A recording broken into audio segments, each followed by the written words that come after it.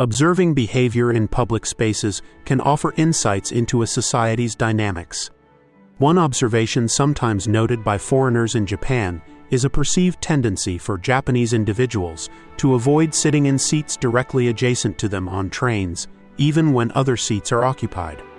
It's crucial to understand this is not a universal behavior exhibited by all Japanese people. Many factors influence seating choices on crowded public transport everywhere in the world. However, the observation is frequent enough to warrant thoughtful examination. This phenomenon stems from a complex interplay of cultural, social, and situational factors unique to Japan. It's a nuanced issue, far more intricate than simple prejudice might suggest. Understanding these underlying reasons provides a deeper appreciation for Japanese society and its norms. This observed tendency is a contemporary aspect of life in Japan, particularly relevant as of 2025 with increasing global interaction. Japan has a long history marked by periods of relative isolation. This history has fostered a strong sense of cultural homogeneity. There is a deeply ingrained cultural emphasis on group cohesion and conformity.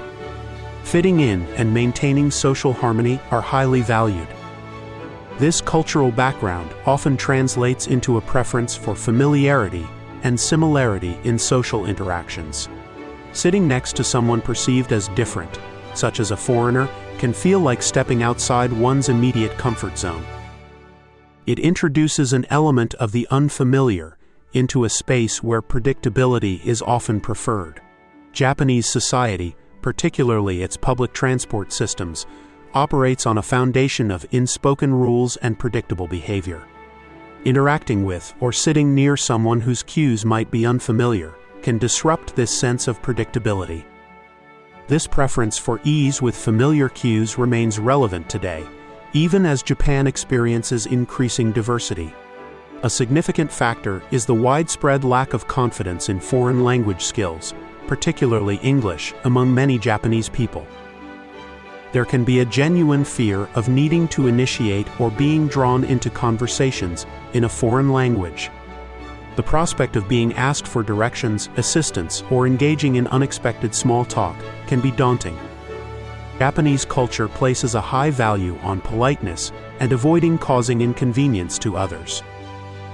There is a strong desire to be helpful if approached. However, the fear of not being able to communicate effectively or provide adequate assistance can lead to avoidance. People may choose to sit elsewhere to avoid potentially awkward situations where a fluent or helpful response is difficult. Language barriers remain a significant concern for many, especially among older generations or in more rural areas with less exposure to foreign languages. Crowded trains, a common reality in urban Japan, naturally amplify concerns about personal space. The limited personal space available in these environments makes proximity to strangers more noticeable. There can be an assumption, sometimes based on stereotypes, that foreigners might be less familiar with subtle Japanese nonverbal cues regarding personal space and quietness. Concerns exist about potential disruption of the quiet harmony typically maintained on Japanese trains. This could include worries about loud conversations, using phones loudly, or other behaviors perceived as disruptive. The post-COVID era has also heightened awareness of personal space and hygiene among many people globally, including in Japan. There might be a perception, fair or unfair, that foreigners may be less likely to adhere strictly to local etiquette regarding masks, silence, or minimizing physical contact. Media and pop culture, both domestic and international, can sometimes perpetuate stereotypes about foreigners. These stereotypes might include portrayals of foreigners as being loud, unpredictable, or unfamiliar with local customs and etiquette. Such perceptions, even if subconscious, can influence behavior in public settings like trains.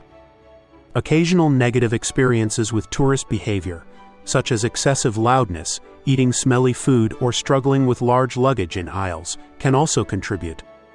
While these are isolated incidents, they can unfortunately create a generalized wariness or assumption about foreigner behavior among some individuals. Social media discussions, both in Japan and internationally, sometimes amplify frustrations over perceived tourist disruptions or lack of adherence to local rules. These discussions can reinforce negative stereotypes or create a sense of caution.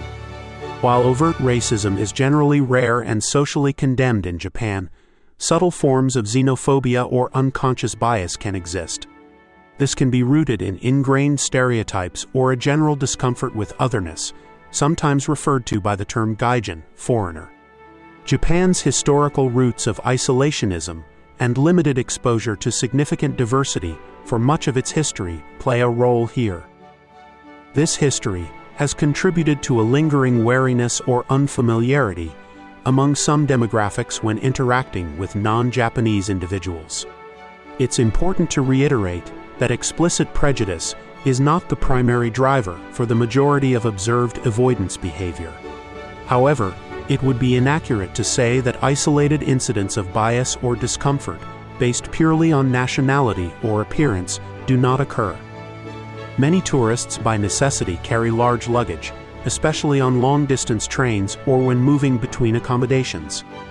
Foreign visitors may also be unfamiliar with specific train etiquette, such as where to stand, how to place luggage, or navigating ticket systems. The presence of large suitcases or perceived unfamiliarity with navigating the train environment can make sitting next to a foreigner less appealing from a purely practical standpoint. There might also be perceived differences in space usage, such as sitting posture or how belongings are managed. These practical concerns are often more pronounced in areas heavily frequented by tourists. The surging return of post-COVID tourism has amplified these practical considerations, as trains in popular areas are often crowded with visitors and their luggage. Cultural shyness, sometimes linked to concepts like haji, shame or embarrassment, and general social reserve are common traits in Japanese society. This inherent shyness can be amplified when faced with the prospect of interacting with foreigners. The potential for language barriers or cultural misunderstandings increases anxiety for individuals who are already socially reserved. Trains in Japan are typically quiet spaces where interaction between strangers is minimized and often actively avoided. There can be concerns about unwanted conversation, particularly if a foreigner appears outgoing or attempts to initiate interaction. This factor is often more common among older or less cosmopolitan individuals who have had limited exposure to foreigners. The observed avoidance behavior may be less pronounced in major cities like Tokyo or Osaka. In urban centers, residents have more frequent exposure to foreigners due to tourism, business, and diverse populations. Conversely, the tendency might be stronger in more rural areas. In these regions, foreigners are a rarer sight, and local residents may experience a mix of curiosity and discomfort. The lack of regular interaction can make the presence of a foreigner more noticeable and potentially lead to greater hesitation. Interestingly, rural areas are now seeing more foreign visitors due to over-tourism in traditional hotspots. This increased rural tourism may, in some cases, heighten local wariness or simply highlight the existing unfamiliarity. The global pandemic has left a lasting impact on public behavior and perceptions of personal space and hygiene. There is continued caution among many people about close contact with strangers in confined spaces like trains. This caution is not necessarily about prejudice, but rather a generalized wariness about health risks. There might be a perception, again not always based on fact, that foreigners may be less likely to follow local health protocols or be more likely to carry illnesses. This is less about nationality and more about a generalized anxiety related to international travel and crowded situations. The return of international tourists has brought renewed attention to public behavior and health etiquette on trains. For some, the presence of foreigners might be associated with the return of crowded conditions or perceived higher health risks, leading to avoidance based on generalized caution. It is also crucial to consider that what appears to a foreigner as deliberate avoidance might simply be coincidental or driven by other factors. Japanese commuters often choose seats based on practical reasons unrelated to who is sitting nearby. This could include choosing a seat based on its proximity to the exit for their destination. People also develop habits regarding where they prefer to sit on a train.